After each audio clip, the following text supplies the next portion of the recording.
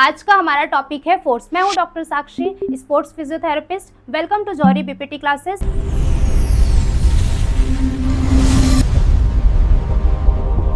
सबसे इम्पॉर्टेंट बात यह है कि फोर्स में किस तरीके से क्वेश्चन बनता है। हमने पहले भी बात कर चुके हैं कि हमें समझना तो जरूरी है, लेकिन यूनिवर्सिटी में किस तरीके से हमें लिखना है वो भी इम्पॉर्टेंट है।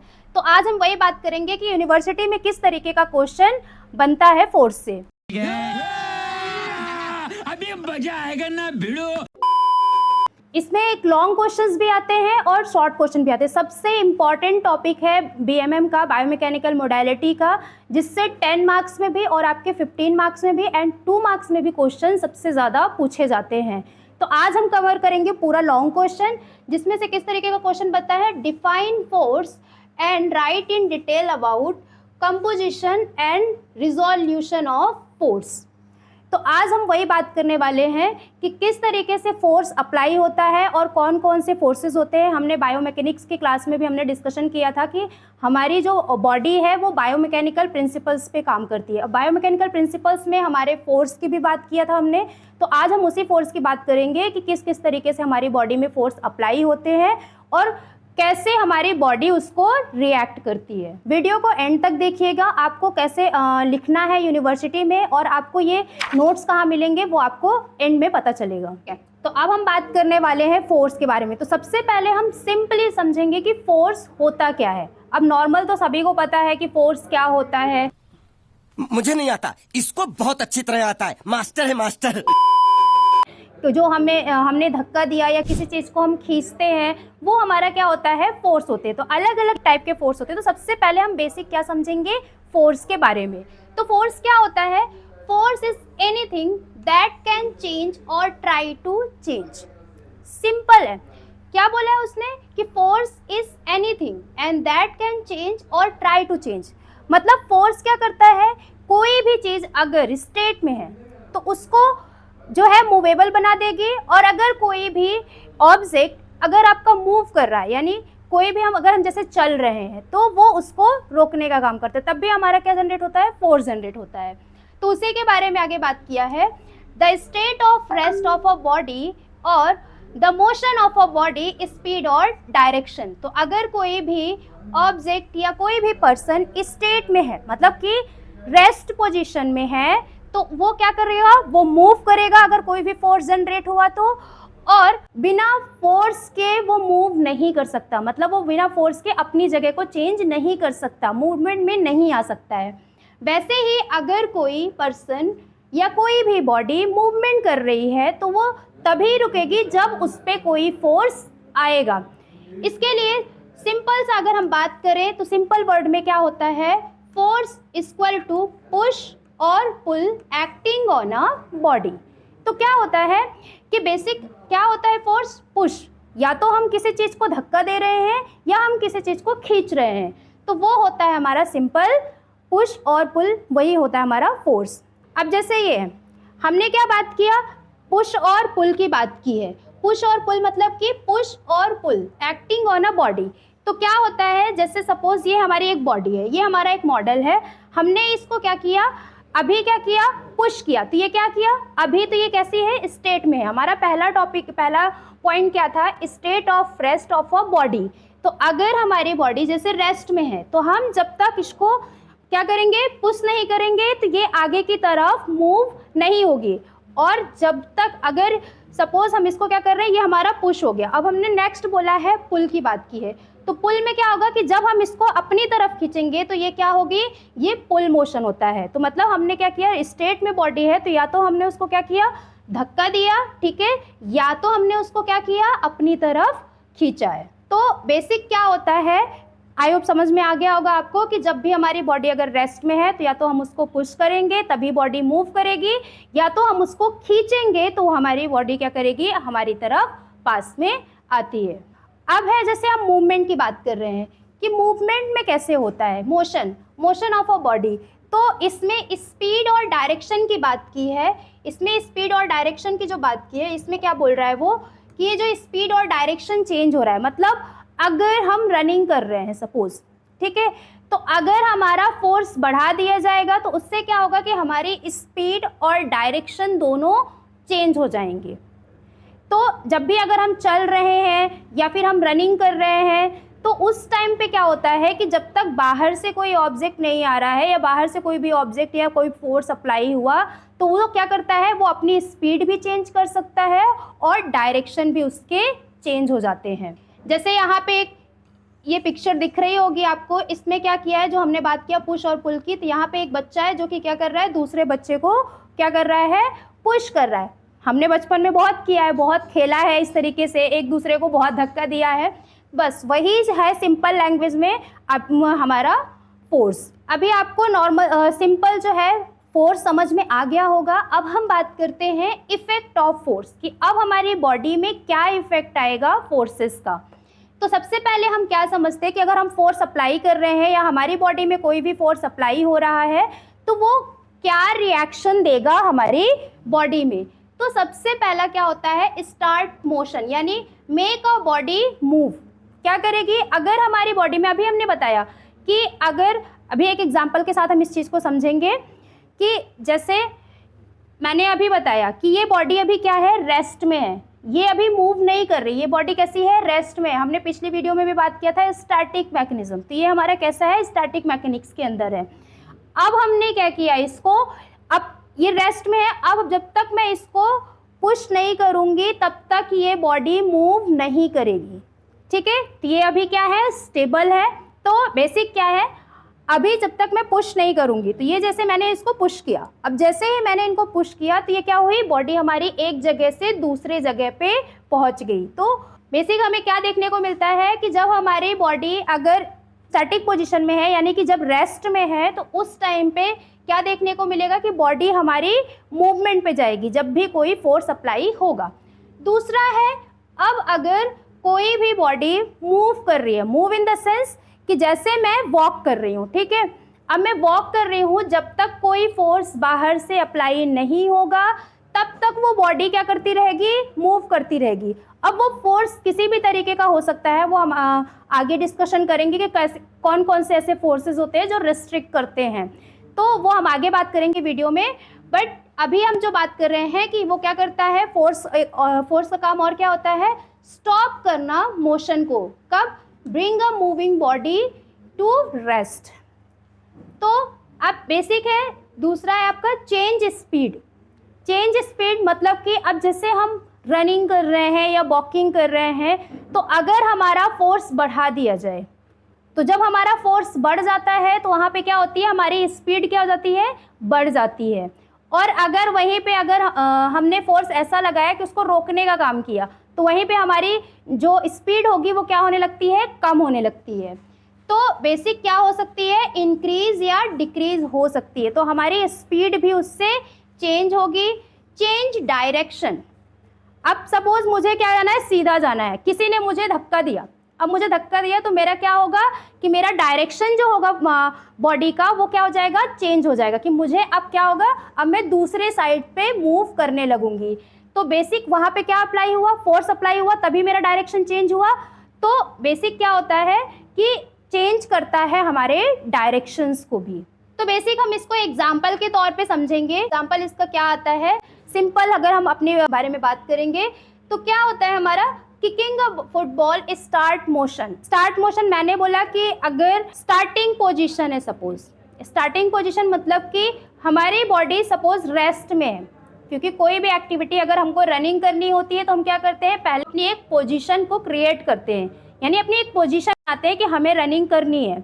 और उसी तरीके से जैसे इसमें एग्जांपल दिया है फुटबॉल प्लेयर्स जो होते हैं वो क्या करते हैं, अपनी एक पोजीशन को मेंटेन करते हैं। तो बॉल हमारी कहाँ पे होती है, ग्राउंड पे बॉल होती है, और उससे क्या करता है, जो आपका प्लेयर होगा, ठीक है, वो क्या करेगा, फुटबॉल को किक करेगा। तो वहाँ पे वो जो किकिंग मूवमेंट होता है, यानी किकिंग मूवमेंट कौन सा, जब हम पैर से या फुट रेजर से आप क्या करते हैं उसको, जब हम उसको फुटबॉल को किक करते हैं, ठीक है, जब हम उसको किक करेंगे, वो किकिंग पार्ट जो होता है स्टार्टिंग का, वो कौन सा होता है हमारा, स्टार्टिंग मोशन। वहाँ से हमारा क्या होता है, मोशन स्टार्ट होता है, मूवमेंट स्टार्ट होता है। तो वहाँ पे भी फोर्स हमने जनरेट किया है। दूसरा है catching a ball, stop motion, यानी कि जब हम किक कर रहे थे वहाँ से हमारा मूवमेंट क्या हो रहा था, स्टार्ट हो रहा था। और कैच, जब हम बॉल को कैच करते, जैसे हमारे पास कोई बॉल आई, ठीक है, अब वो जो बॉल आई उससे हमारा क्या हुआ कि हमारा मूवमेंट क्या हो गया, स्टॉप हो जाएगा। तो वो क्या होता है, स्टॉप मोशन होता है।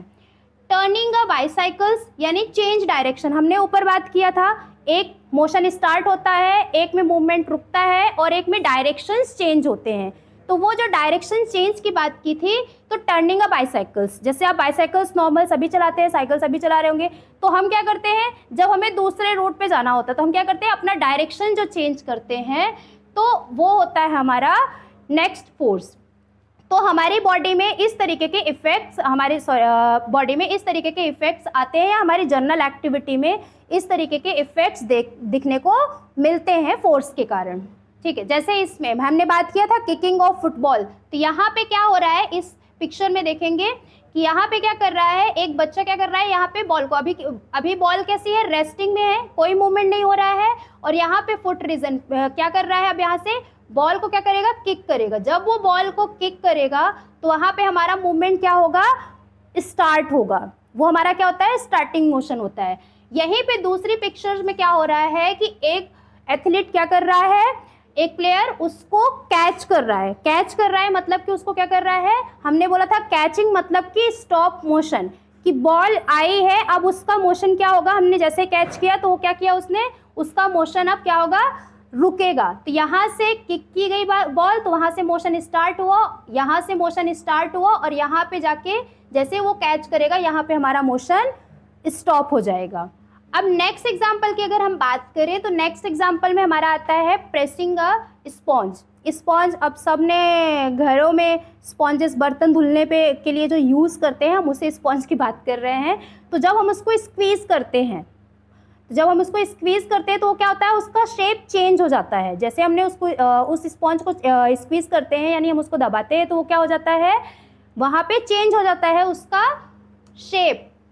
तो जब भी उसमें, अब उसमें हम कैसे दबा रहे हैं, जब हम उस पर फोर्स जनरेट कर रहे हैं, मतलब हम उस पर क्या कर रहे हैं, फोर्स को अप्लाई कर रहे हैं, तो वो फोर्स जब अप्लाई होगा तो वहाँ पे क्या हो जाएगा, उसका शेप चेंज हो जाएगा। ये था आपका जनरल फोर्सेस, क्या इफेक्ट आएंगे फोर्सेस के। तो अभी तक हमने बात किया कि अब फोर्स क्या रिएक्शन या फोर्स का क्या इफेक्ट आता है, उसके बारे में हमने बात किया। लेकिन अब हम जो बात करने वाले हैं वो है ह्यूमन बॉडी पे, क्योंकि हम फिजियोथेरेपी स्टूडेंट हैं। तो आप फिजियोथेरेपी स्टूडेंट हो, तो आपके लिए क्या ज़रूरी है कि बॉडी में किस तरीके से फोर्स का क्या रोल होता है। हमने तो अभी जनरल एक्टिविटी के बारे में बात किया, बट अब बॉडी में हमारा किस तरीके का रोल होता है फोर्स का, हम उसके बारे में बात करेंगे। तो force in human body, when force is applied to the human body it produces push. पहला है, हमने ऊपर ही बात किया था, force is equal to push और पुल। तो पुश मतलब कि पुश में एग्जांपल क्या है, पुशिंग अ डोर। अब सबको पता है, ये डायग्राम में दिख रहा है आपको पुश और पुल का। ये जो आपकी पिक्चर है, इस पिक्चर में क्या दिख रहा है कि एक बच्चा क्या कर रहा है, पुश कर रहा है डोर को, और एक बच्चा क्या कर रहा है, यहाँ पे पुल कर रहा है डोर को। तो जैसे ही हम क्या करते हैं, धक्का देते हैं अंदर जाने के लिए, तो हमारा कैसा होता है, पुश वाला होता है। और जैसे ही हम बाहर जाने के लिए क्या करते हैं, गेट को खोलते हैं, तो वो हमारा क्या होता है, पुल होता है। तो ये हमारे क्या है, फोर्स। इसमें भी क्या हो रहा है, अगर किसी चीज़ को खींचना है, किसी ऑब्जेक्ट को खींचना है, तो वहाँ पे क्या जनरेट होगी हमारी, वहाँ पे हमारा क्या जनरेट होगा, फोर्स ही जनरेट होगा।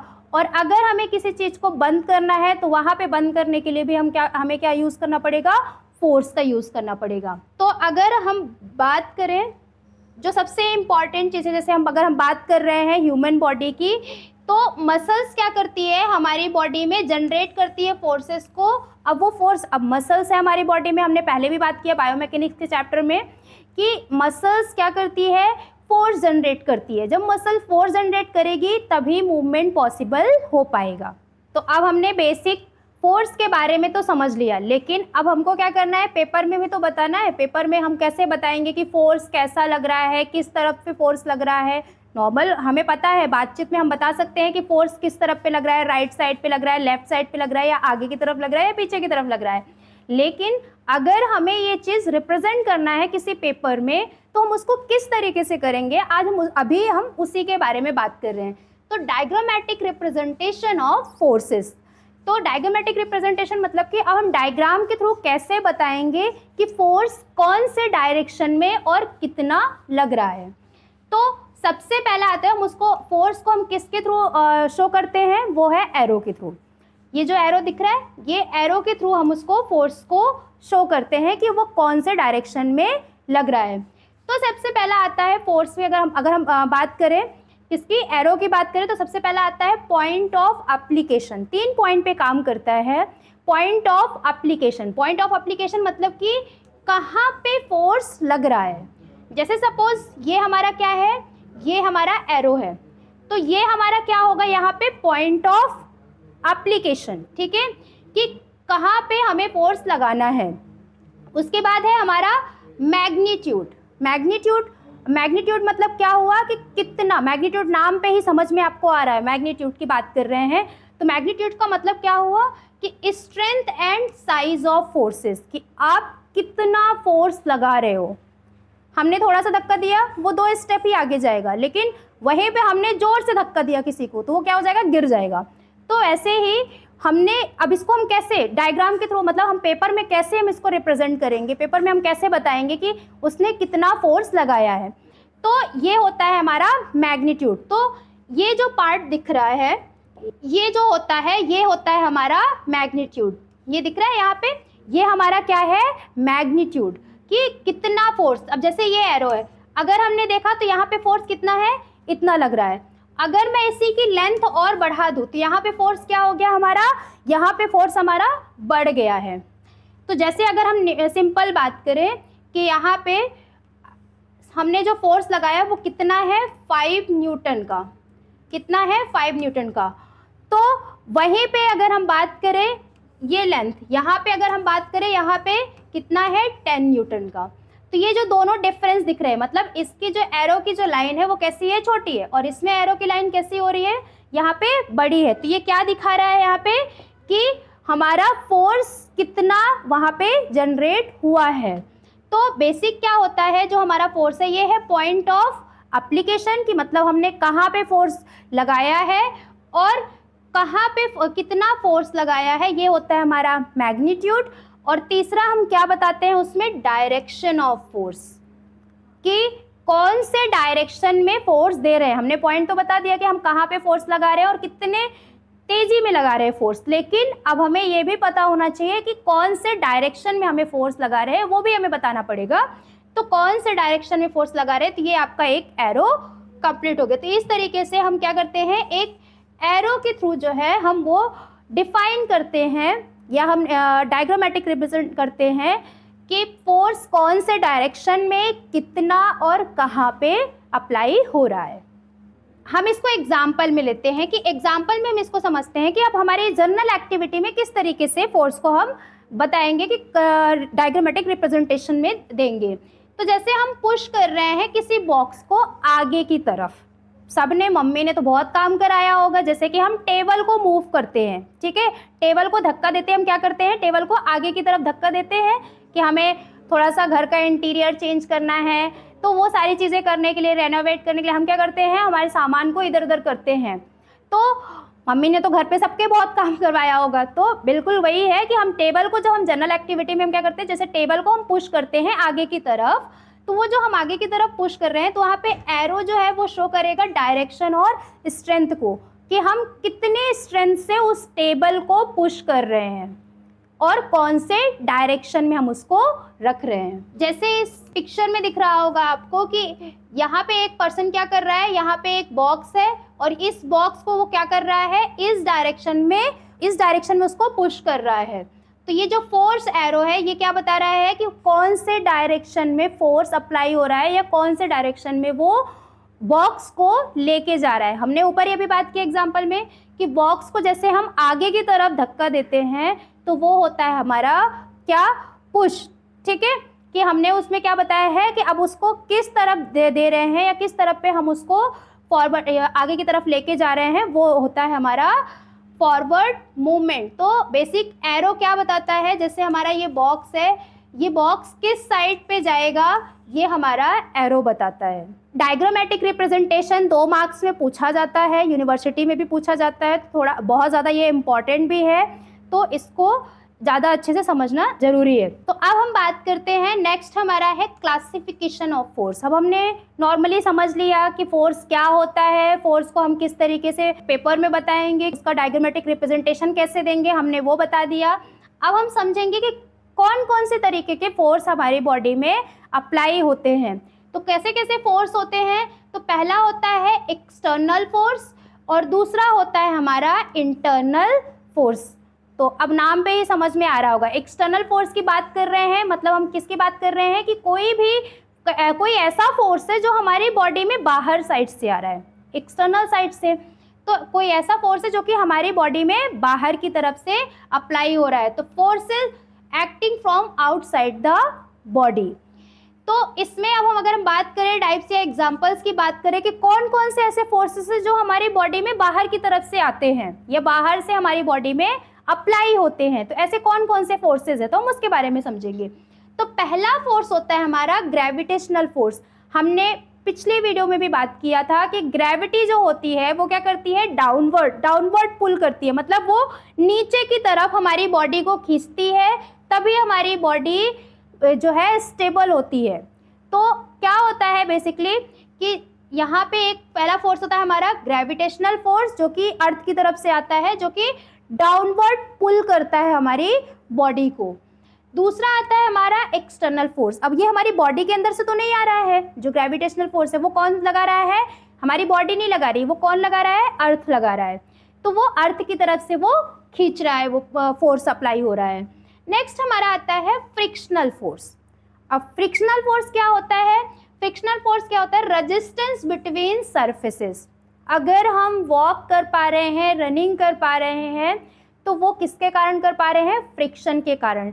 ऐसा क्यों, अब आपको भी पता होगा, आप जनरल एक्टिविटी में अगर हम नॉर्मली बात करें तो जहाँ पे बहुत ज़्यादा स्लिपरी एरिया होता है, बहुत ज़्यादा स्लिप हो रहा है, तो हम क्या करते हैं, जैसे हम वॉक कर रहे हैं वहाँ पे वॉक करना चलना हमारा क्या हो जाता है, मुश्किल हो जाता है, हम क्या हो जाते हैं, स्लिप हो जाते हैं।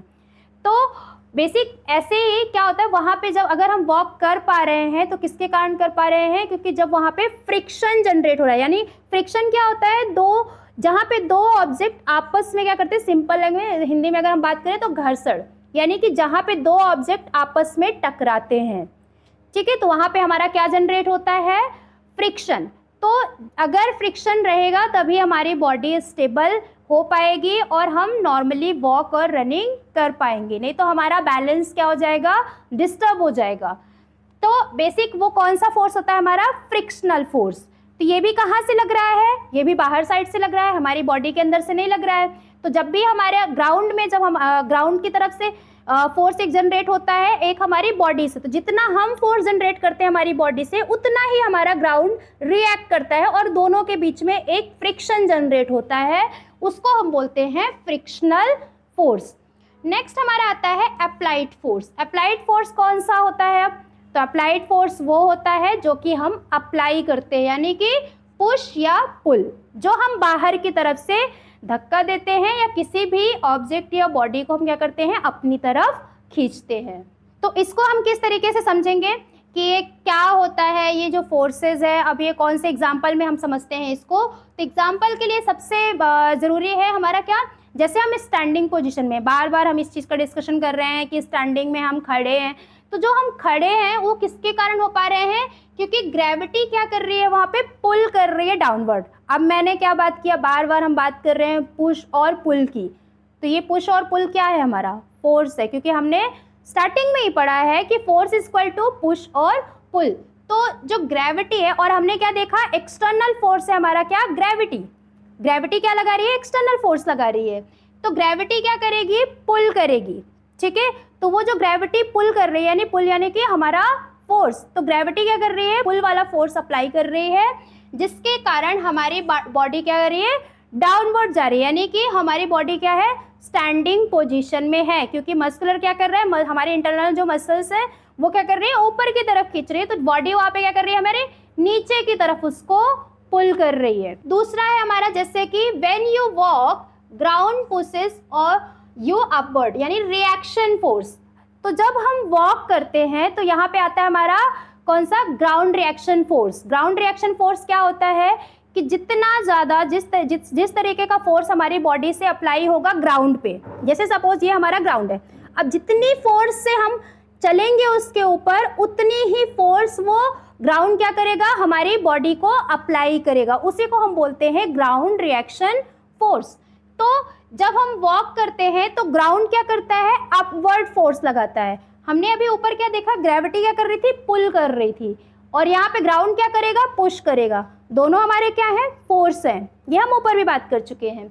तो ग्रेविटी क्या कर रही थी, पुल कर रही थी, और यहाँ पे ग्राउंड क्या करेगा, पुश करेगा ऊपर की तरफ, जिसके कारण वो रिएक्शन फोर्स आएगा और हम वहाँ पे वॉक कर पाएंगे। तो अब हमारा नेक्स्ट आता है, हमने एक्सटर्नल फोर्स समझ लिया है, आई होप आप लोगों को भी अच्छे से समझ में आ गया होगा। तो अब हम समझते हैं इंटरनल फोर्स। नेक्स्ट फोर्स हमारा क्या था, इंटरनल फोर्स। तो इंटरनल फोर्स क्या होता है, जो कि हमारी बॉडी के अंदर से जनरेट होता है। इंटरनल मतलब नाम से ही समझ में आ रहा है, जैसे हमने एक्सटर्नल में बात किया था कि हमारी बॉडी के बाहर से यानी आउटसाइड ऑफ द बॉडी से जनरेट हो रहा था जो फोर्स, वो होता है हमारा एक्सटर्नल फोर्स। और अब जो हम बात करने वाले हैं वो इंटरनल फोर्स के बारे में बात करने वाले हैं। तो इंटरनल फोर्स कहाँ से जनरेट होता है हमारा, इनसाइड ऑफ दी बॉडी से, यानी बॉडी के अंदर से जो फोर्स जनरेट हो रहा है उसको हम बोलते हैं इंटरनल फोर्स। अब वो इंटरनल फोर्स किसी भी तरीके का हो सकता है, मसल से लग सकता है, बोन से लग सकता है, लिगामेंट से लग सकता है। अब ये तो आपको पता होगा, बेसिक एनाटॉमी आपने पढ़ी हुई है।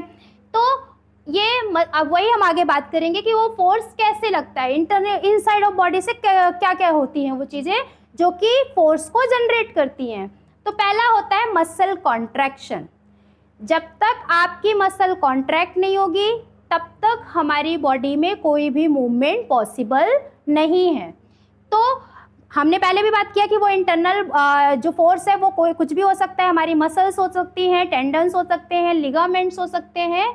तो ये सारी चीज़ें, तो अब हमारा जो मसल का कॉन्ट्रैक्शन हो रहा है वो कैसा है हमारा, क्योंकि हमारी बॉडी के अंदर से हो रहा है, मसल कहाँ है, हमारी बॉडी में प्रेजेंट है। तो मसल क्या कर रही है, जब वो कॉन्ट्रैक्ट हो रही है तभी हमारी बॉडी मूव कर पा रही है। तो वहाँ पे क्या हो रहा है, मसल कॉन्ट्रैक्शन मतलब मसल अपना एक फोर्स क्रिएट कर रही है, फोर्स जनरेट कर रही है। दूसरा है टेंडन टेंशन। तो दूसरा क्या होता है कि यहाँ पे हमने बात किया कि मसल का कॉन्ट्रैक्शन समझ लिया, अब दूसरा है हमारा टेंडन टेंशन, कि टेंडन का जो टेंशन है वो भी एक फोर्स को जनरेट करता है। टेंडन भी कहाँ प्रेजेंट होता है, टेंडन क्या होता है हमारा, जो कि मसल और बोन को कनेक्ट करता है, उसको हम बोलते हैं टेंडन।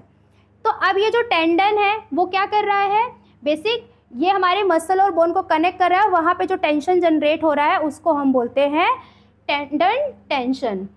ठीक है, तो अब हम नेक्स्ट बात करने वाले हैं किसके बारे में, जॉइंट फोर्सेस के बारे में। तो टेंडन टेंशन समझ में आ गया होगा। नेक्स्ट है हमारा जॉइंट फोर्सेस। तो अब हमारी बॉडी में और कहाँ से फोर्सेस जनरेट होते हैं, हमारी जॉइंट से। कई बार क्या होता है कि जब हमारे जॉइंट बहुत ज़्यादा वीक हो जाते हैं, यानी कि हमारे जो उसके आसपास की जो मसल्स हैं वो वीक हो जाती हैं, तो हमारी जॉइंट में का जो फोर्स होता है वो कैसा हो जाता है, कम हो जाता है। उसी के कारण हम वॉक कर पाते हैं, रनिंग कर पाते हैं, उठ पाते हैं, बैठ पाते हैं। तो जब भी हम उठते हैं, सिंपली अगर हम समझें तो जब भी हम उठते हैं या बैठते हैं तो हमारी जॉइंट में क्या होता है, एक प्रेशर जनरेट होता है, क्योंकि हम वही प्रेशर जनरेट करके हम खड़े हो पाते हैं या बैठ पाते हैं। तो जब हमारी जॉइंट में एक लोड जनरेट होता है, ये लोड बनता है, वही हमारा जॉइंट फोर्सेस। तो वो कहाँ पे है, हमारा बॉडी के अंदर है, इंटरनल बॉडी से आ रहा है वो फोर्सेस। नेक्स्ट है हमारा बेंडिंग योर आर्म। तो मसल क्रिएट अ फोर्सेस। जब भी हम आर्म को, जो हमारा ये आर्म रीजन होता है, ये हमारा फोर आर्म है, तो जब भी हम इसको बेंड कर रहे हैं, जैसे हम इसको बेंड कर रहे हैं यानी कि एल्बो का फ्लेक्शन कर रहे हैं, तो जब भी हम आर्म रीजन को बेंड करते हैं वहाँ पे मसल हमारी क्या हो रही है, कॉन्ट्रैक्ट हो रही है। तो मसल क्या कर रही है, मसल एक फोर्स क्रिएट कर रही है, तभी हम आर्म को बेंड कर पा रहे हैं। तो नेक्स्ट है हमारा लिफ्टिंग अ वेट। हमने पिछले वीडियो में भी बात किया था कि जो हमारी इंटरनल मसल फोर्स होती है वो क्या करती है, लिफ्ट कराती है वेट को। जैसे हमने वेट को लिफ्ट कर रहे हैं, सपोज ये बॉटल है, हम इसको समझ लेते हैं कि हमारा एक वेट है, 1 kg का वेट है। अब इस वेट को हम क्या कर रहे हैं, जैसे हमने इसको क्या किया, बेंड किया, तो ये जो हम एल्बो को बेंड कर पा रहे हैं, ये जो हम एल्बो को बेंड कर पा रहे हैं, तो इसमें जो हमारी बाइसेप्स मसल है, ये बाइसेप्स मसल क्या कर रही है, फोर्स क्रिएट कर रही है, फोर्स लगा रही है, तभी हम इसको बेंड कर पा रहे हैं। जैसे अब मुझे इस बॉटल से क्या करना है, हमें पानी पीना है, तो अब वो जो मुझे पानी पीना है इस ढक्कन को खोल के, तो उससे क्या हो रहा है कि अब मैं ये जो पानी पीऊँगी तो ये कैसे हो पा रहा है, जब हमारी मसल यहाँ पे फोर्स जनरेट कर रही है। तो ये हमने समझ लिया इंटरनल फोर्सेस क्या होते हैं और एक्सटर्नल फोर्सेस क्या होते हैं, क्लासिफिकेशन ऑफ फोर्स। तो ये आपको समझ में आ गया होगा। अब हम नेक्स्ट बात करने वाले हैं ग्रेविटेशनल फोर्स के बारे में कि ग्रेविटेशनल फोर्स क्या होता है। हमने ऊपर बात किया था कि ग्रेविटी जो फोर्स लगाती है वो हमारा क्या होता है, ग्रेविटेशनल फोर्स होता है। तो अब वो ग्रेविटेशनल फोर्स के बारे में थोड़ा सा और हम समझेंगे कि वो होता कैसे है और कैसे हमारी बॉडी में अप्लाई होगा। तो ग्रेविटेशनल फोर्स क्या होता है, it is an external force. ये कैसा है, हमारा एक्सटर्नल फोर्स होता है। एंड हम इसको इसलिए भी पढ़ रहे हैं अलग से, कई बार क्या होता है यूनिवर्सिटी में 2 मार्क्स में भी पूछ लिया जाता है, तो आपको 2 मार्क्स के अकॉर्डिंग कैसे लिखना है वो हम इसीलिए डिस्कशन कर रहे हैं इसके बारे में थोड़ा सा, कि आपको 2 मार्क्स में अगर ये क्वेश्चन पूछा जाए तो आप उस चीज़ को लिख पाओ। तो it is a external force always act downward toward the earth. मतलब सपोज ये हमारा अर्थ है, ठीक है, यहाँ पे हमारी क्या है, कोई बॉडी है, तो यहाँ पे क्या होगा, ये जो बॉडी है हमारी, इसको क्या करेगा, ये नीचे की तरफ पुल करेगा। जैसे आपने न्यूटन्स लॉ में पढ़ा होगा, न्यूटन्स लॉ सभी ने 11th 12th में पढ़ा हुआ है। तो न्यूटन्स लॉ में क्या बोला गया, न्यूटन्स ने क्या बोला था कि जब भी हम पेड़ से वो जो एप्पल वाला एग्जाम्पल लिया था, सबसे कॉमन एग्जाम्पल है कि एप्पल जो है वो नीचे की तरफ ही क्यों गिरता है। ये सबसे पहले जहाँ से हमें पता चला था कि ग्रेविटेशनल फोर्स अप्लाई होता है।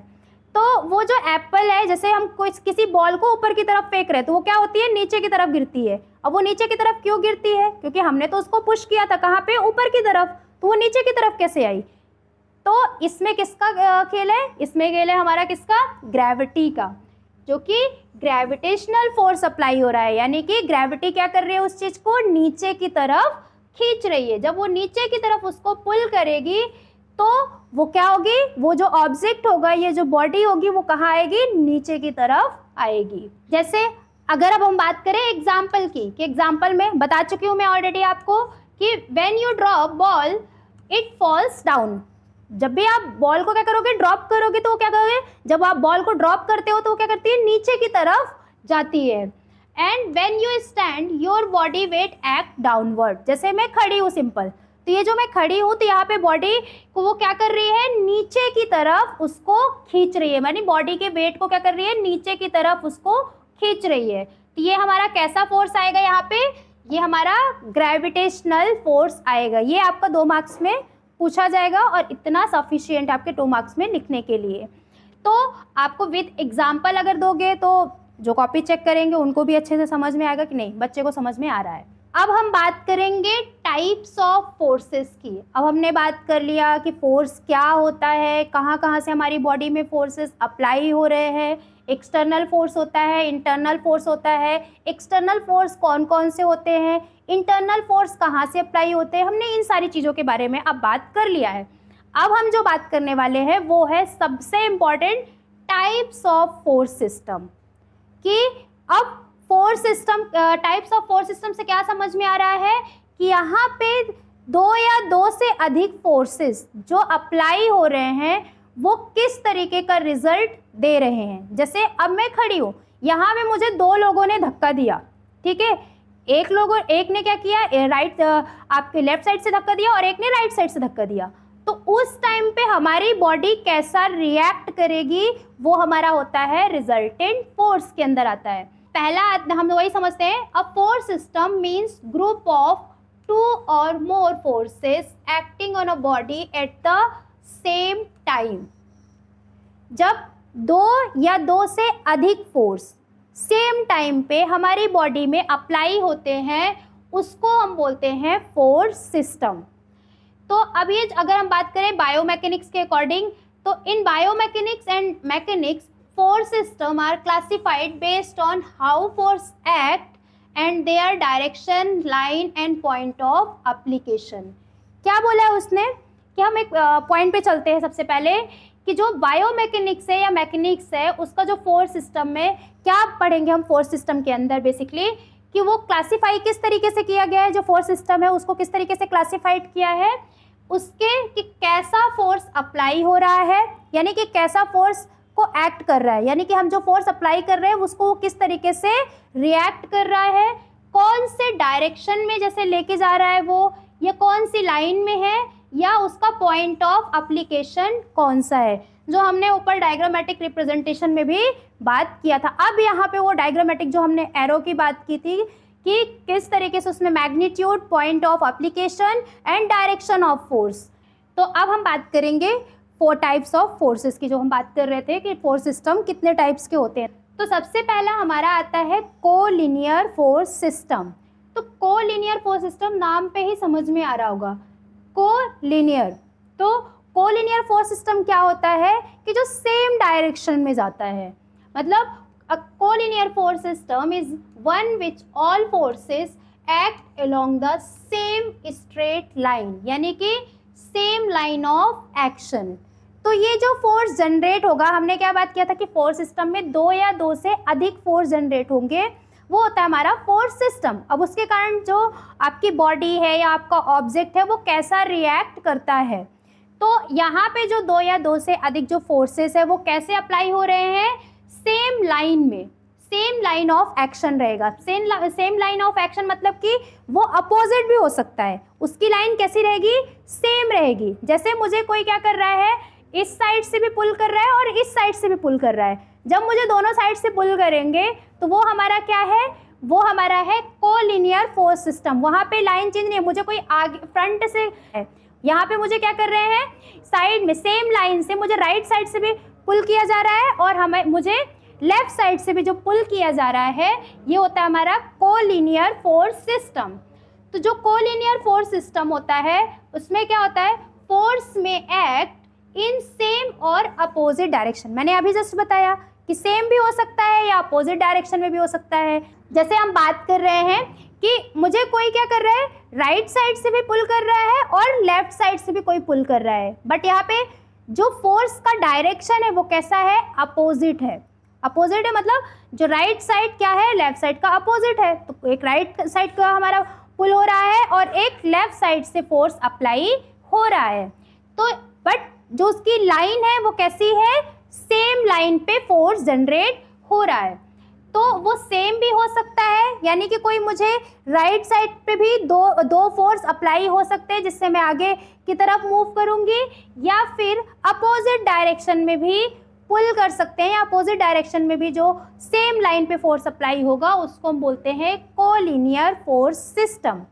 तो all forces lie on a one single line. One single line कैसे कि जैसे एक फोर्स ये जनरेट हुआ, दूसरा फोर्स भी जस्ट इसी के आगे जनरेट होगा और उसके भी आगे ये फोर्स जनरेट होगा। तो ये कैसा है, सेम लाइन में ये फोर्स जनरेट हो रहा है। तो ये हमारा क्या है, कोलिनियर फोर्स सिस्टम, यानी all forces lie on one single line. वो अपोजिट भी हो सकता है और सेम भी हो सकता है। फिर नेक्स्ट है हमारा simplest type of force system. ये सबसे सिंपल टाइप का फोर्स सिस्टम होता है। जैसे यहाँ पे दिया हुआ है कोलिनियर फोर्स सिस्टम का एक डायग्रामेटिक रिप्रेजेंटेशन किया हुआ है कि यहाँ पे क्या हो रहा है, ये है हमारा किसका एग्जाम्पल, अपोजिट डायरेक्शन का, कि F1 एक फोर्स लग रहा है और एक F2 फोर्स लग रहा है जो कि क्या है, अपोजिट डायरेक्शन में लग रहे हैं। इसका अब अपोजिट डायरेक्शन में कैसे हमें पता चला कि ये अपोजिट डायरेक्शन में फोर्स लग रहा है, ये अभी हमने क्लिक नहीं किया दिमाग में, क्योंकि अब ये जो दिख रहा है ये हमारा क्या है, पॉइंट ऑफ फोर्स। हमने स्टार्टिंग में डिस्कशन किया था, इसके पहले हमने क्या डिस्कशन किया था डायग्रामेटिक रिप्रेजेंटेशन में, कि जो एरो है वही सिंबल है हमारे फोर्स का, कि कहाँ पे फोर्स अप्लाई हो रहा है, कितना फोर्स अप्लाई हो रहा है और कौन से डायरेक्शन में फोर्स अप्लाई हो रहा है। तो ये जो दिख रहा है ये हमारा क्या है, पॉइंट ऑफ फोर्स, जहाँ से फोर्स अप्लाई हो रहा है। अब ये इसकी लेंथ दिख रही है, ये क्या है, ये हमारी क्या है, ये जैसे इसकी लेंथ है, ये जो लेंथ है ये है क्या है हमारा, मैग्नीट्यूड। मैग्नीट्यूड मतलब कि कितना फोर्स अप्लाई हो रहा है। अब मुझे ये कैसे पता चला इस डायग्राम को देख के कि ये अपोजिट डायरेक्शन में फोर्स लग रहा है, वो इससे पता चला क्योंकि हमने अभी ऊपर ही बात किया, एरो को हमने समझा था कि जो एरो है उसका जो हेड वाला पार्ट होता है वो क्या बताता है, डायरेक्शन ऑफ फोर्स, कि कौन से डायरेक्शन में फोर्स लग रहा है। तो इसका हेड कहाँ पे जा रहा है, दूसरी साइड पे जा रहा है, और इसका हेड कैसा जा रहा है, दूसरी साइड पे जा रहा है, लेकिन फोर्स एक ही जगह पे अप्लाई हो रहा है। तो वहाँ पे ये हमारा क्या है, अपोजिट डायरेक्शन ऑफ फोर्स का एग्जाम्पल है। नेक्स्ट है हमारा सेम लाइन पे। अभी हमने नेक्स्ट क्या बात किया था, सेम लाइन पे बात किया था। तो सेम लाइन पे ये एक फोर्स दिख रहा है और एक फोर्स ये है, यानी F1 एंड F2 हमारा फोर्स, दो फोर्स अप्लाई हो रहे हैं। तो अब ये जो दो फोर्स अप्लाई हो रहे हैं, तो इसमें क्या हो रहा है, इसमें अगर देखो आप तो ये एरो किस डायरेक्शन पे जा रहा है, सेम डायरेक्शन पे जा रहा है दूसरे एरो के, ठीक है। यानी डायरेक्शन ऑफ फोर्स जो है वो कैसा है, सेम डायरेक्शन में है, यानी सेम लाइन पे है। अब अगर हम समझें इसको एग्जाम्पल के तौर पे, तो एग्जाम्पल के तौर पे अगर हम समझेंगे तो क्या होता है, बचपन में आपने बहुत ज़्यादा क्या खेला है, टग ऑफ वॉर, मतलब रस्सी खींचने वाला, ठीक है। आप सभी ने ये गेम खेला हुआ है।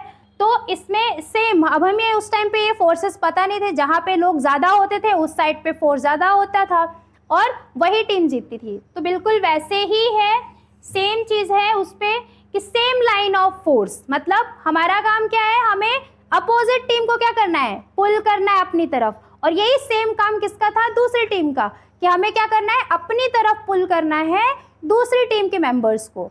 लेकिन क्या होता है, वहाँ पे फोर्स जो है, line of force same direction में जाता है। तो ये हमारा किसका है, कोलिनियर फोर्स सिस्टम का एग्जाम्पल है। जैसे tug of war, two team pulling a rope in opposite direction along the same line, ठीक है। तो यहाँ पे क्या है, दो टीम है, एक टीम ये हो गई और एक टीम ये हो गई। अब ये दोनों टीम क्या कर रही है, रस्सी को खींच रही है अपनी अपनी तरफ, क्या कर रही है, पुल कर रही है। अब वो जो सेम डायरेक्शन में वो क्या कर रही है, अपोजिट साइड पे वो क्या कर रही है, सेम लाइन पे पुल कर रही है। तो ये हमारा कैसा होगा, collinear force system. Collinear force system में मैंने जो ऊपर बताया वो बताया था सेम लाइन पे। मैंने दो एग्जांपल दिए थे कि एक तो सेम लाइन पे होगा और एक होगा अपोजिट डायरेक्शन में। तो जो ऊपर एग्जांपल दिया वो किसका था, अपोजिट डायरेक्शन का था, कि अपोजिट डायरेक्शन में सेम लाइन पे जो भी आपको देखने को मिलेगा, ठीक है। अब यहाँ पे हम नेक्स्ट बात कर रहे हैं pushing of a box straight forward. अब हम क्या कर रहे हैं, कोई बॉक्स रखा हुआ है, उस बॉक्स को क्या कर रहे हैं, पुश कर रहे हैं। तो जब हम वो पुश करते हैं तो वहाँ पे अप्लाई होता है कौन से, force, friction act along the same line. तो वहाँ पे फ्रिक्शन क्या करेगा, सेम लाइन पे फोर्स जनरेट कर रहा है। तो यहाँ पे भी जब हम बॉक्स को पुश कर रहे हैं तो एक तो कौन सा फोर्स जनरेट हो रहा है, जब कोई पर्सन उस बॉक्स को क्या कर रहा है, पुल कर रहा है, सॉरी पुश कर रहा है।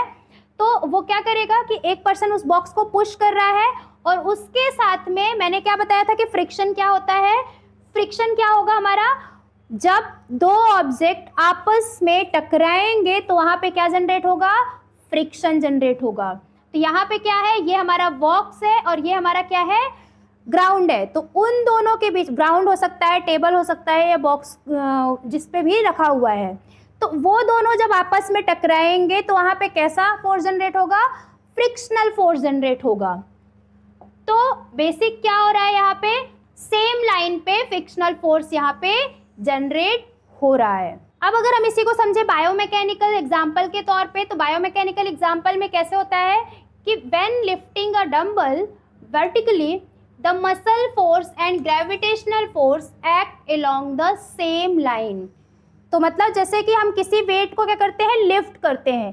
जब हम उस वेट को लिफ्ट करेंगे तो उस वेट को लिफ्ट करने पे क्या होता है, एक वर्टिकल फोर्स जनरेट करता है, कौन, हमारी मसल, और ग्रेविटेशनल फोर्स उसके साथ में जनरेट होता है। ग्रेविटी क्या करेगी, अपनी तरफ पुल करेगी, और मसल क्या करेगी, अपनी तरफ पुल करेगी, किसको, वेट को। तो अब हमने कोलिनियर फोर्स सिस्टम पढ़ लिया। कोलिनियर फोर्स सिस्टम क्या होता है उसको एग्जाम्पल के तौर पे भी देख लिया कि किस किस तरीके से हमारी जनरल एक्टिविटी में और हमारी बॉडी में वो फोर्स सिस्टम जनरेट होता है, और उसके कारण क्या रिएक्शन हमारी बॉडी में देखने को मिलेंगे। अब हम बात करते हैं, नेक्स्ट हमारा है कोप्लानर फोर्स सिस्टम। तो कोप्लानर फोर्स सिस्टम क्या होता है, अभी हमने इसके पहले भी डिस्कशन कर चुके हैं कि फोर्स सिस्टम क्या होता है, दो या दो से अधिक कोई भी फोर्स अगर जनरेट होता है उसको हम बोलते हैं फोर्स सिस्टम। तो कोप्लानर फोर्स सिस्टम क्या होता है? Coplanar force system is one which all forces lie in the same plane. हमने क्या उसमें पढ़ा था कि सेम लाइन पे जा रहे थे, और यहाँ पे क्या होगा, सेम प्लेन पे जाएंगे। तो जब भी कोई फोर्स यानी एक या दो, एक से अधिक फोर्स जब भी आपका सेम प्लेन पे जाएंगे, सेम प्लेन पे फोर्स लगाएंगे, उसको हम बोलते हैं कोप्लानर फोर्स सिस्टम। जैसे यहाँ पे एक डायग्राम में दिख रहा है आपको ऑलरेडी कि यहाँ पे क्या है, एक ऑब्जेक्ट है, ठीक है, और इसमें क्या हो रहा है, F1, F2, F3, F4, F5, ये क्या है, हमारे फोर्सेस हैं, ठीक है। तो ये जो फोर्स है, ये फोर्स क्या हो रहा है, सेम, मतलब कि किस में जा रहे हैं, सेम प्लेन पे जा रहे हैं। ये हमारा क्या होता है, कोप्लानर फोर्स सिस्टम। हमने उसमें क्या पढ़ा था कि सेम लाइन पे जो फोर्स अप्लाई होंगे, किसमें, कोलिनियर में। और इसमें हम क्या पढ़ रहे हैं कि सेम प्लेन पे, सेम प्लेन का मतलब कि कोई ऑब्जेक्ट है सपोज, अब उसमें क्या हो रहा है, सेम प्लेन पे दो या दो से अधिक फोर्स जनरेट हो रहे हैं। तो इसको समझते हैं। अब ये फोर्स जो होते हैं वो डिफरेंट डायरेक्शन में भी हो सकते हैं, बट इनका काम क्या होता है, but all are within a single plane like flat surface. तो ये क्या करेंगे, अपोजिट डायरेक्शन में हो सकते हैं, लेकिन ये मोस्टली किस में होते हैं, फ्लैट सरफेसेस पे अप्लाई होते हैं, यानी सिंगल प्लेन पे ही ये अप्लाई होंगे, सेम प्लेन पे। जैसे ये दिख रहा है, ये ऑब्जेक्ट है हमारा, इसमें क्या हो रहा है, सेम प्लेन पे ऑल फोर्सेस जनरेट हो रहे हैं। And most real life of problem are coplanar. जो भी, अब ये ऐसा क्यों बोला है कि जितनी भी हमारी बॉडी की एक्टिविटीज़ हैं या हमारी जो प्रॉब्लम्स होती हैं या हम कोई भी एक्टिविटी कर पाते हैं, वो किसके कारण, कोप्लानर फोर्स सिस्टम के कारण। कि हमारी बॉडी में या हम कोई भी एक्टिविटीज़ कर रहे हैं या ऑब्जेक्ट को मूव कर रहे हैं, तो वहाँ पे हमारा कोप्लानर फोर्स सिस्टम का सबसे ज़्यादा यूज़ होता है। तो अब हम इसको एग्जाम्पल में समझते हैं, कि एग्जाम्पल के तौर पे समझते हैं कि कोप्लानर फोर्स सिस्टम को थोड़ा सा और अच्छे से समझ में आएगा। तो एग्जाम्पल के तौर पे समझते हैं। तो force acting on a table, जिसमें क्या होता है, वेट का आएगा, नॉर्मल रिएक्शन आएगा और फ्रिक्शन आएगा। जैसे कि आपकी टेबल पे हम फोर्स जनरेट कर रहे हैं, जब भी हम टेबल पे फोर्स जनरेट करेंगे तो वहाँ पे दो या दो से अधिक फोर्स सेम प्लेन पे काम कर रहे हैं, इसीलिए हमारी टेबल मूव कर पाएगी। अब वो कैसे, कि कौन कौन से वो फोर्सेस होंगे, जैसे एक नॉर्मल रिएक्शन, अब हमने फोर्स, एक टेबल पे फोर्स अप्लाई किया, अब वो जब फोर्स अप्लाई करेंगे तो एक फ्रिक्शनल फोर्स आएगा हमारा, ठीक है, और उसका एक नॉर्मल रिएक्शंस देखने को मिलेंगे टेबल पे। फिर है हमारा प्लेइंग अ फुटबॉल। जैसे हम फुटबॉल को क्या करते हैं, फुटबॉल खेलते हैं, तो फुटबॉल खेलते टाइम पे क्या करते हैं, फोर्स फ्रॉम किक। हमने क्या किया, ग्राउंड से बॉल को क्या करते हैं, फुटबॉल को क्या करते हैं, किक करते हैं। तो जो हम किक करते हैं वो किसके अगेंस्ट लेके जाते हैं, हम ग्रेविटी के अगेंस्ट, क्योंकि ग्रेविटी उसको क्या करके रखी है, फुटबॉल को स्टेबल करके रखी हुई है। जब वो स्टेबल करके रखती है तो हमारा काम क्या होता है, वो अब स्टेबल है। हमने स्टार्टिंग में भी बात किया था कि जब हम किक करते हैं वो हमारा स्टार्टिंग फोर्स होता है बॉडी को या ऑब्जेक्ट को मूव करने का। तो बेसिक क्या हो रहा है कि जो वो फोर्स अप्लाई हो रहा है, हम उसमें क्या कर रहे हैं, किक कर रहे हैं फुटबॉल को। उसके कारण क्या देखने को और मिलेगा, हमें एक ग्राउंड रिएक्शन फोर्स देखने को मिलेगा। अब ग्राउंड रिएक्शन फोर्स क्या होता है, हम पहले भी डिस्कशन कर चुके हैं कि जितनी फोर्स से हम लगाएंगे हमारे ग्राउंड पे, उतना ही ग्राउंड हमें रिएक्ट करेगा, उतनी ही स्पीड में, उतने ही फोर्स से हमारी बॉडी को। And gravitational force all act in one plane. तो मतलब यहाँ पे जो हम किक कर रहे हैं और ग्राउंड रिएक्शन फोर्स आ रहा है और ग्रेविटी का फोर्स आ रहा है, ये किस में आ रहा है, सेम प्लेन पे आ रहा है। तो अभी हमने नॉर्मल ऑब्जेक्ट के बारे में बात किया, अब हम बात करते हैं बायोमैकेनिकल। बायोमैकेनिकल कोप्लानर सिस्टम किस तरीके से वर्क करता है। तो बायोमैकेनिकल में हमारा आता है ड्यूरिंग वॉकिंग फोर्स किस तरीके से रिएक्ट करेगा, बॉडी वेट आएगा और ग्राउंड रिएक्शन फोर्स आएगा, लेकिन वो क्या कर रहा है, सेम प्लेन पे, यानी उसका जो सेम प्लेन है, प्लेन एक ही है उसका, लेकिन वो क्या कर रहा है, फोर्स कहाँ से आ रहे हैं, एक तो बॉडी की तरफ से आ रहा है, एक ग्राउंड रिएक्शन फोर्स जनरेट कर रहा है। तो हमारी बॉडी क्या हो रही है, आगे की तरफ मूव कर पा रही है, ठीक है। जैसे कोई एक ऑब्जेक्ट है, हमने क्या किया, दो या दो से अधिक, ये हमारा सपोज एक ऑब्जेक्ट है। अब हमने क्या किया, यहाँ पे दो लोगों ने मिलके सेम फोर्स को जनरेट किया यानी धक्का दिया, लेकिन वो क्या है, सेम लाइन पे नहीं है, वो अलग अलग जगह पे प्रेजेंट है। वो क्या है, अलग अलग जगह पे प्रेजेंट है, लेकिन वो फोर्स कहाँ लगा रहे हैं, वो सेम ऑब्जेक्ट पे या सेम प्लेन पे फोर्स को जनरेट कर रहे हैं। तो उसको हम बोलते हैं कोप्लानर फोर्स सिस्टम। तो ग्राउंड रिएक्शन फोर्स हमने समझ लिया, और क्या लगेगा during walking, muscle forces all act in the same sagittal plane. तो सेम सजाइटल प्लेन मतलब कि अब सजाइटल क्या होता है आपका, ये सब हम प्लेन और एक्सिस जब डिस्कशन करेंगे तो उसमें हम ये चीज़ समझेंगे कि क्या होता है सजाइटल प्लेन, ठीक है। तो ये क्या करेंगे, जो मसल फोर्सेस है वो भी रिएक्ट करेंगे सेम प्लेन पे। तो जब हम वॉक कर रहे हैं, जैसे हम वॉक कर रहे हैं, वो वॉकिंग के टाइम पे क्या होता है कि एक ग्राउंड रिएक्शन फोर्स जनरेट होगा, एक बॉडी का वेट, जो हमारी पूरी बॉडी है उसका वेट एक फोर्स जनरेट करेगा, और एक मसल का फोर्स यानी मसल कॉन्ट्रैक्ट होगी तभी हमारी बॉडी मूव करेगी, तो मसल का भी फोर्स जनरेट होगा। लेकिन ये क्या कर रहे हैं, ये सेम प्लेन पे आ रहे हैं, सेम लाइन पे नहीं, सेम प्लेन पे ये फोर्स अप्लाई हो रहे हैं। तो इसको हम बोलते हैं कोप्लानर फोर्स सिस्टम, ठीक है। तो अब हमने कोप्लानर फोर्स सिस्टम समझ लिया है। अब हमारा लास्ट है वो है कॉनकरेंट फोर्स सिस्टम। कॉनकरेंट फोर्स सिस्टम क्या होता है उसके बारे में समझेंगे। कोलिनियर फोर्स सिस्टम समझ में आ गया, कोप्लानर फोर्स सिस्टम समझ में आ गया। अब हमारा नेक्स्ट है कॉनकरेंट फोर्स सिस्टम। तो कॉनकरेंट फोर्स सिस्टम क्या होता है, a concurrent force system is one which all forces meet or intersect at a single point. तो अब हमने क्या देखा था, कोलिनियर में हमने क्या देखा था, सेम लाइन पे थे, ठीक है। कोप्लानर में हमने क्या देखा कि प्लेन सेम है लेकिन वो कहीं से भी वो फोर्सेस आ रहे हैं। अब ये क्या होगा कि ये फोर्सेस कहीं से भी आ सकते हैं लेकिन इनका पॉइंट क्या होगा, सेम होगा। या तो अलग अलग डायरेक्शन में, जैसे हम कभी कोई इंसान, किसी इंसान को हमें बांधना है या हम किसी जानवर को पकड़ने के लिए करते हैं तो अलग अलग लोग होते हैं, अलग अलग पर्सन्स होते हैं उसको रोकने के लिए। तो बेसिक वो रस्सी से जो बांध के रखते हैं तो वो सबका डायरेक्शन क्या होता है, सबके डायरेक्शन अलग अलग होते हैं। तो क्या हो रहा है, लेकिन मोटिव क्या है, उस एक पॉइंट को रोक के रखना, तो या उस एक पॉइंट को मूव कराना। तो बेसिक इसमें क्या होगा, क्या देखने को मिलेगा कि अलग अलग फोर्सेस रहेंगे लेकिन वो कहाँ पे रिएक्ट करेंगे, सेम पॉइंट पे रिएक्ट करेंगे। जैसे इसमें दिया हुआ है, आपको डायग्राम में दिख रहा होगा, एक फोर्स इस साइड लग रहा है, एक फोर्स इधर से और एक फोर्स यहाँ से, और इधर से एक लग रहा है और एक इस साइड से लग रहा है। अब दोनों का पॉइंट क्या है, लेकिन सेम पॉइंट है। तो सेम पॉइंट पे ये अलग अलग डायरेक्शंस पे फोर्स जनरेट होंगे। इसी को हम बोलते हैं कॉनकरेंट फोर्स सिस्टम। तो कॉनकरेंट फोर्स सिस्टम में क्या होता है, फोर्सेस हैव डिफरेंट डायरेक्शन। हमने अभी बात किया कि वो फोर्स कैसे हो सकते हैं, डिफरेंट डायरेक्शन में भी हो सकते हैं। All lines of action pass through one common point.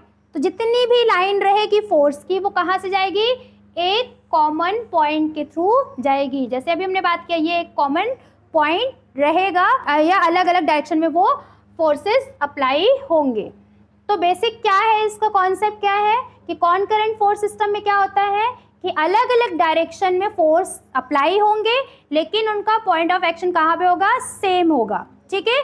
कि सब अलग अलग डायरेक्शन में भले ही फोर्स जनरेट हो रहे हैं लेकिन पॉइंट उनका सिंगल ही रहेगा, जैसे इसमें ये यहाँ पे है, ठीक है, ये सिंगल पॉइंट जो आ रहा है। तो जैसे अब हम इसको एग्जाम्पल के तौर पे समझते हैं एक, तो और अच्छे से समझ में आएगा कि एग्जाम्पल इसका क्या आता है, pulling an object with ropes from different direction meeting at one point. मैंने पहले भी बता दिया आपको कि क्या होगा कि अलग अलग डायरेक्शन में, जैसे मैं खड़ी हूँ यहाँ पे, मुझे क्या किया जा रहा है, एक रस्सी से बांध लिया गया है।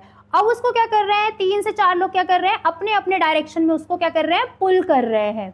तो बेसिक यही है कि कोई भी अगर रोप है तो उसको क्या कर रहे हैं, वो अलग अलग डायरेक्शन में एक पॉइंट को यानी एक ऑब्जेक्ट को पुल कर रहे हैं, वही हमारा कॉनकरेंट फोर्स सिस्टम। तो अगर हम बायोमैकेनिकली बात करें तो बायोमैकेनिकल एग्जाम्पल में आएगा, यानी हम साथ में हम ये चीज़ भी चल रहे हैं कि हमें अपनी ह्यूमन बॉडी में भी उसका एग्जाम्पल देते हुए चल रहे हैं ताकि बाद में हमें ये चीज़ें समझ में आए। जब भी हम प्रैक्टिस पे आए या फिर हमारी बॉडी को भी समझना है हमें, तो बॉडी में ये फोर्स किस तरीके से रिएक्ट कर रहे हैं हम उसके बारे में भी साथ में समझ रहे हैं। तो अगर हम जॉइंट्स की बात करें तो हमने एक एग्जांपल लिया है एल्बो जॉइंट का। तो एल्बो जॉइंट में क्या हो रहा है कि कैसे किस तरीके कहाँ से वो फोर्स जनरेट हो रहा है एल्बो जॉइंट में।